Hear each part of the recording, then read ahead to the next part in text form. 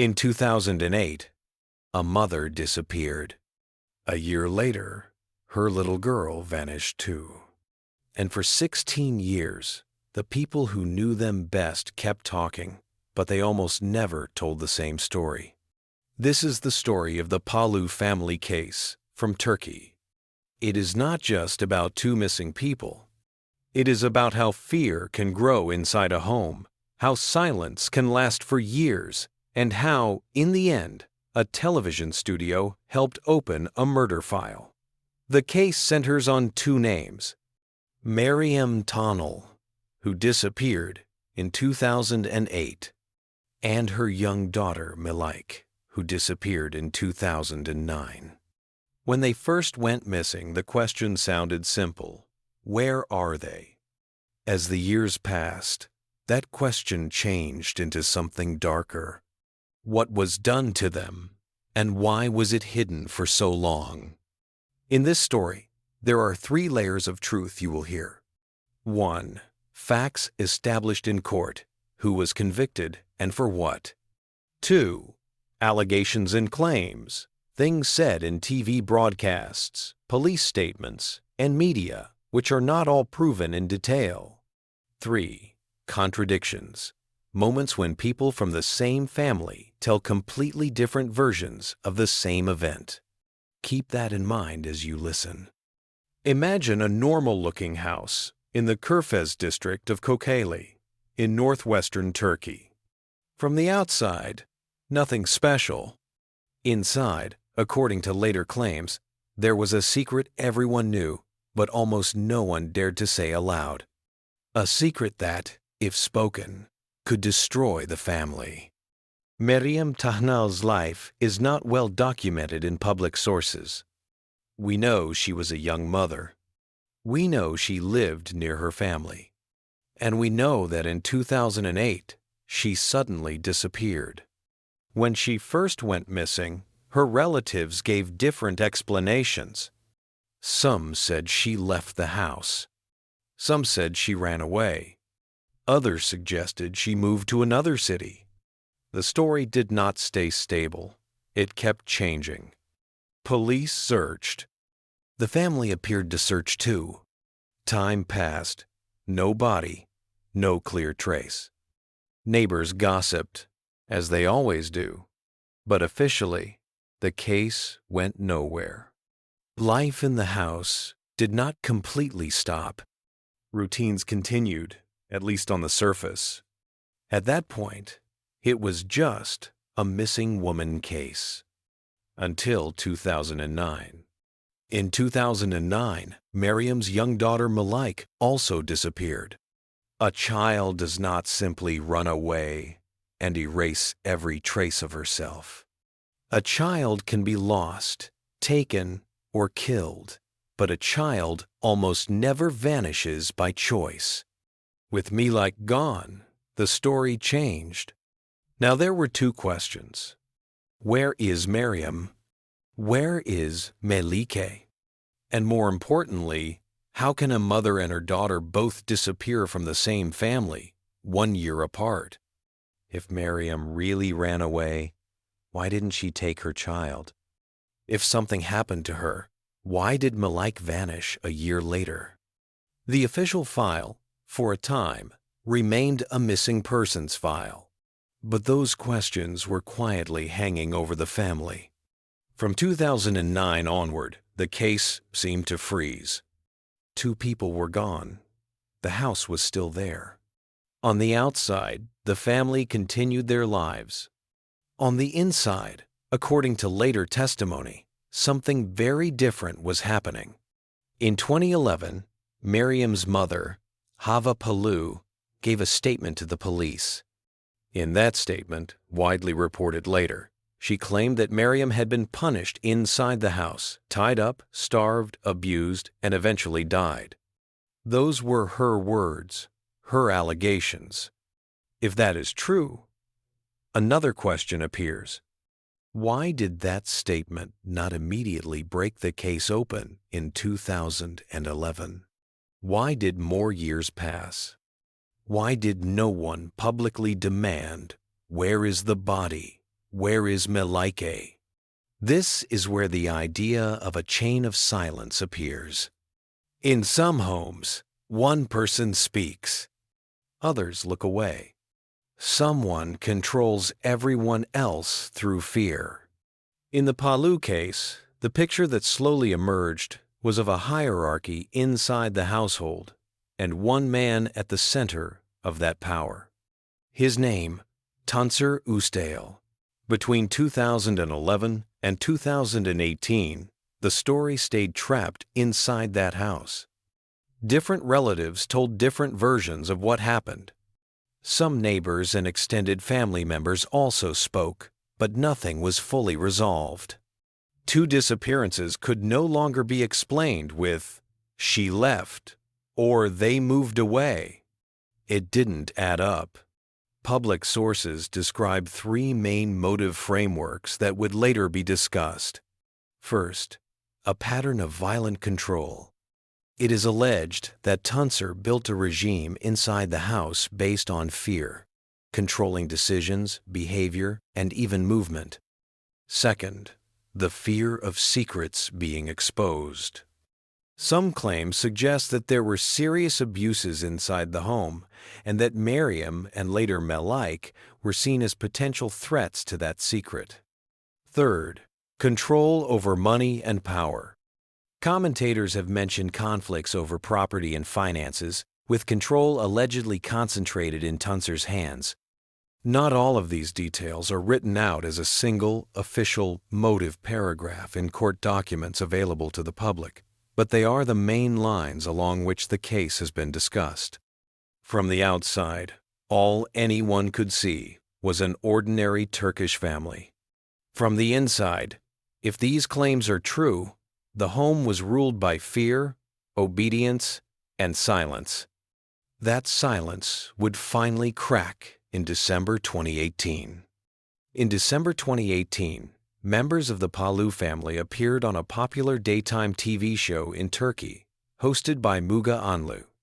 At first, it looked like many other episodes, relatives asking for help to find a missing loved one. But this time, something different happened. The same questions kept getting different answers. Where did Meryem go? One relative said she ran away. Another said she moved. Another implied something else. Where is Melike? Again, the answers did not match. On live television, in front of millions, the family's story began to fall apart. When people lie, the small details often clash.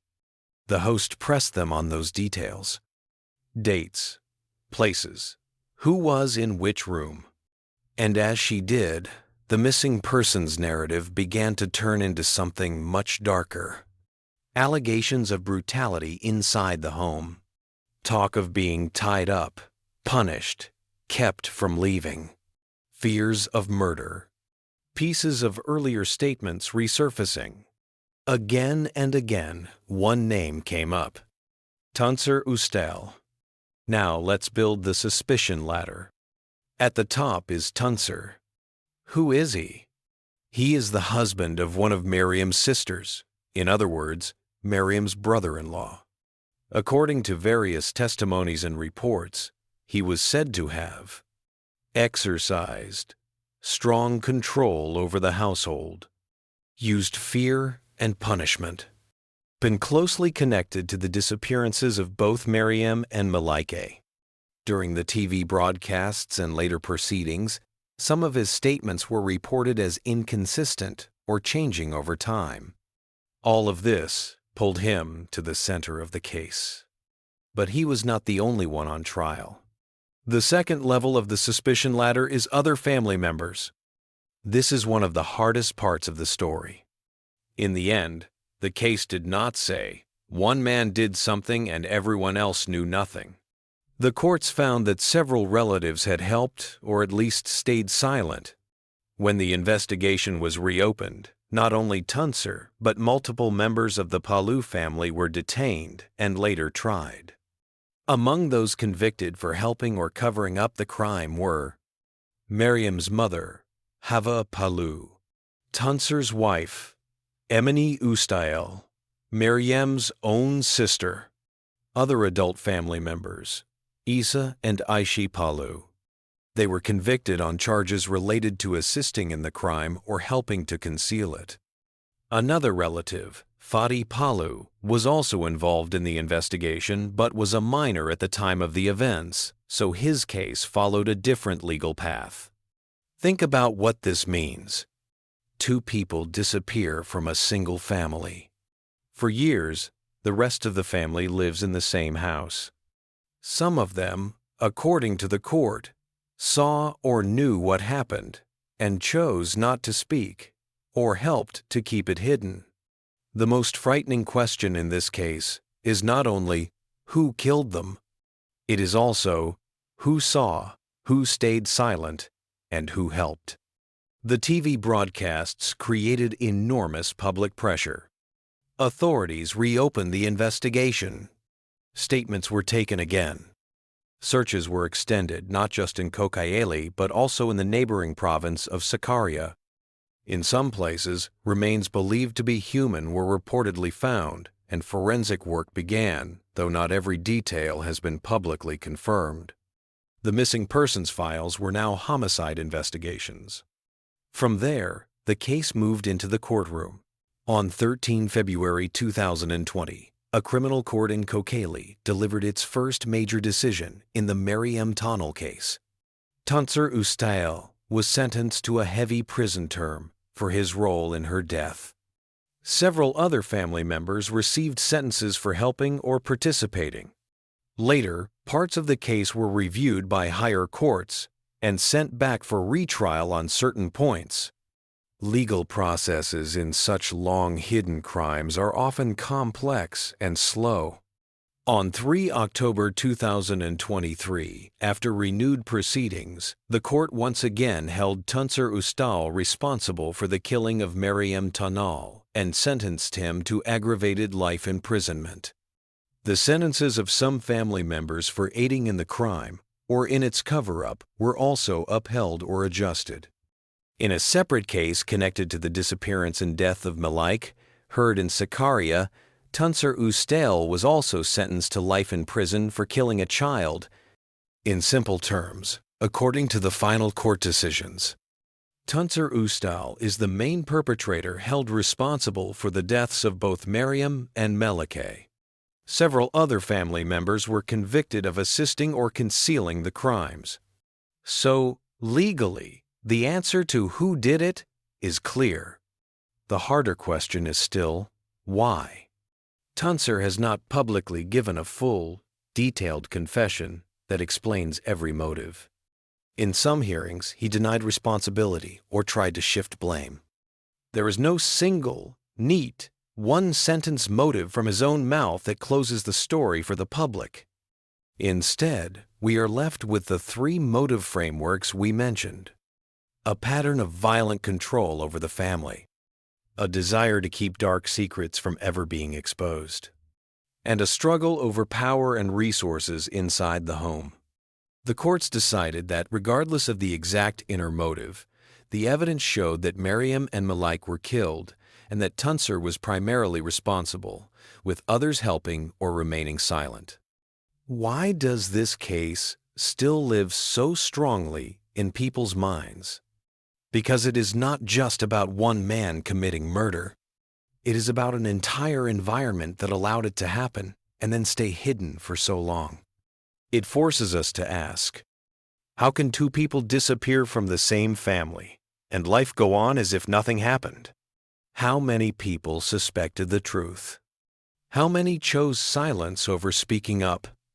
In late 2025, a major streaming platform announced a documentary project on the Palu Family Case, showing that even years later, the world is still trying to fully understand what happened in that house. If there is one lesson in this story, it is this. Sometimes the worst crime is not just taking a life. It is burying the truth for years. The Palu Family Case asks a question that goes far beyond one home in Turkey.